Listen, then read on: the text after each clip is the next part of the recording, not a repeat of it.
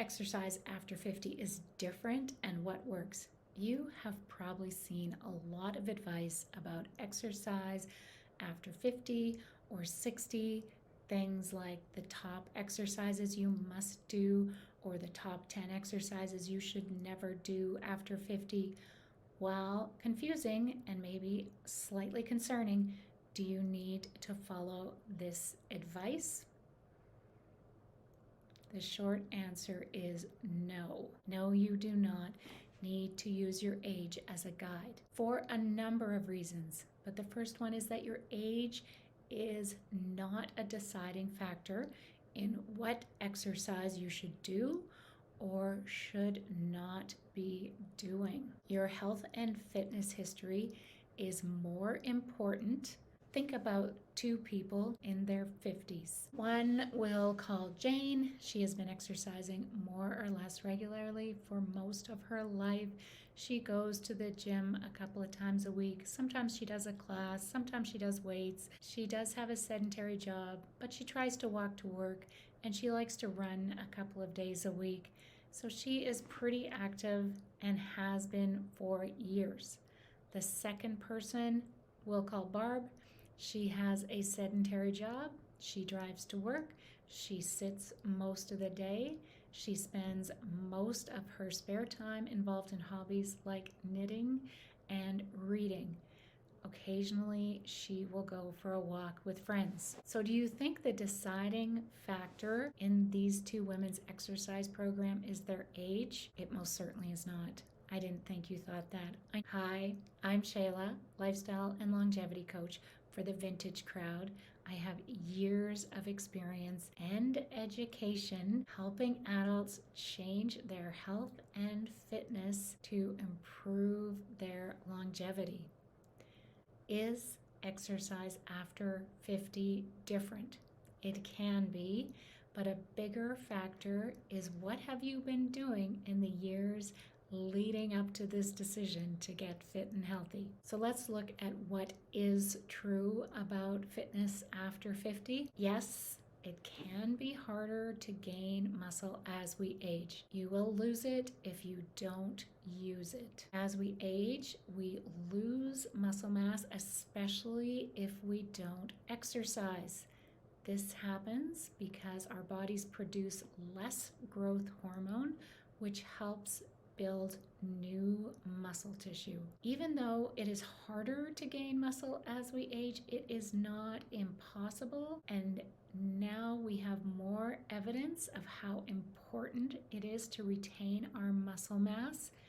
Our two 50-year-old examples, Jane and Barb, they may be chronologically the same age, but very different when it comes to biological age. There is scientific evidence that older adults who maintain their muscle mass age slower. So researchers tested the grip strength of more than 1,200 middle-aged and older adults and estimated the pace of aging using their DNA. They followed the participants for 8 years and found that both men and women had accelerated aging faster with lower grip strength. In other words, maintaining your muscle keeps you younger. Fortunately, there are ways to prevent muscle loss, and exercise is number one. All exercise will help strengthen muscles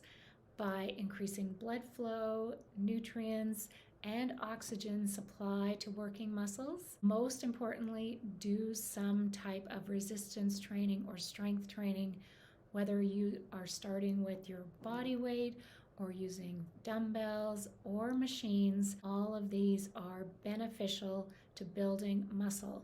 Resistance training is critical for building and maintaining your muscle mass.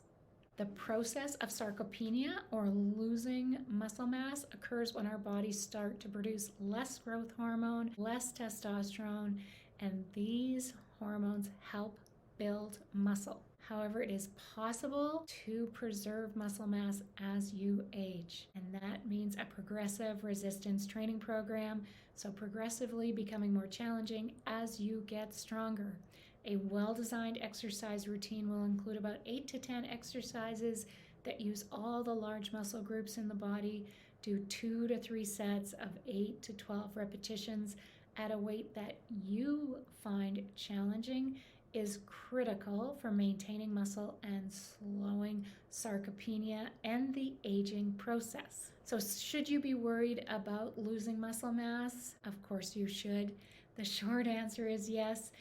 Being sedentary accelerates muscle loss, which speeds up the aging process. Not only will your cells age faster, but you will also lose your ability to respond to challenges, maintain your balance, enjoy regular activities, be independent, and you become more susceptible to lifestyle diseases like type 2 diabetes. There's more research that has shown how grip strength is a very strong predictor of cardiovascular disease, even finding that grip strength is more important or a better predictor of cardiovascular events than blood pressure. So you may need more recovery time as you age, but this is also dependent on what you have been doing. The biggest factor in determining recovery time, your performance or exercise capacity. So if you've been training regularly for 20 or 30 or 40 years, your exercise capacity is greater than a sedentary 30-year-old. So recovery time is also personal and not completely based on your age. It may take longer to warm up and injuries could take longer to recover from, especially if you don't exercise now. Exercise is a great way to speed recovery as long as you're doing the right things. So what is not true about what you need as you age? Number one, you do not need special supplements. No, you don't need them. Don't buy them. Don't take them. You also don't need special exercises. You don't need the top 5 exercises if you're over 50 or 60. You don't need to avoid any exercises unless you have previous health and fitness concerns, so they may be contraindicated for you, such as you have osteoporosis, so there's some exercises that would be better and some that would be worse for you. But this is not age related, it is related to your personal medical history. So previous injuries, medications, preferences are more important than your age. You don't need to avoid hard workouts as you age, you just need to plan a bit better, make sure you don't do too much too soon, don't go for reps instead of technique. Give yourself enough recovery time. All of those are important for everyone. Fitness after 50 isn't much different than after 30 or after 40. The key components are not age related, but outcome related. So think about, what are your goals? What is your medical history, including medications and previous injuries? Those are very important. What is your fitness history? What have you done in the past somewhat regularly? What have you done in the recent past somewhat regularly? What do you enjoy doing? How often do you want to exercise? For how long? What are your goals? Those are more important than your age. So exercise after 50 is different because you have a lifetime of habits, previous injuries, and health concerns that change your exercise routine. After 50, you need to be more consistent in your choices to see results, but you're probably not jumping on every fad or trend. You probably want a program that you enjoy, that fits your lifestyle right now, and takes into consideration your unique needs and your goals.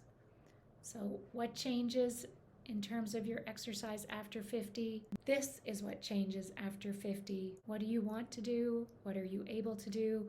What do you have time for? What do you enjoy? What kind of outcomes do you want to achieve?